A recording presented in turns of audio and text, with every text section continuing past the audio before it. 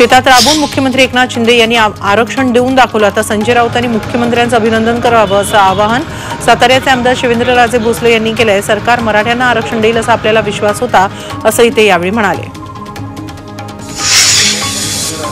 मनोज जरांगेंनी मराठा आरक्षणाची लढाई जिंकली असली तरी ते तहामध्ये हरल्याचा आरक्षण अभ्यासक माजी खासदार हरिभाऊ राठोड यांनी म्हटलंय। छत्रपती शिवाजी महाराजांचं नाव घेणाऱ्या जरांगेंनी मावळे, वंचित, बहुजन तसंच 12 बलुतेदार समाजाच्या ताटातील 17% भाकरी खाण्यामध्ये कुठला विजय मिळवला असा खोचक सवालही राठोड यांनी केला।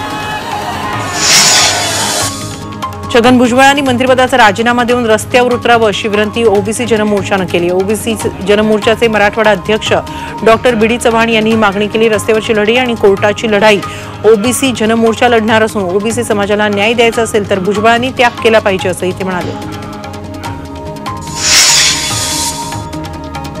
मनोज जरांगे पाटिल यांच्या आंदोलन अमृत नोनी आर्थो प्लस ये एक प्रूवन फॉर्मूला है। इसमें मौजूद नोनी फल के गुण और आयुर्वेदिक जड़ी बूटियां शरीर को जरूरी पोषक तत्व देने के साथ साथ हड्डियों और जोड़ों के घिसने, उनमें होने वाले सूजन और दर्द को रोकने में मदद करता है। दर्द मुक्त जीवन के लिए अमृत नोनी आर्थो प्लस। मोठं यश मिळाल्यानंतर नवी मुंबईतल्या वाशीमध्ये जोरदार जल्लोष करण्यात आला। मुख्यमंत्री एकनाथ शिंदेंच्या उपस्थितीत जरांगेंनी विजयी सभा घेतली। यावेळी गुलालही उधळण्यात आला। या सभेची ड्रोनच्या माध्यमातून ही दृश्य खास झी24 तासच्या प्रेक्षकांसाठी।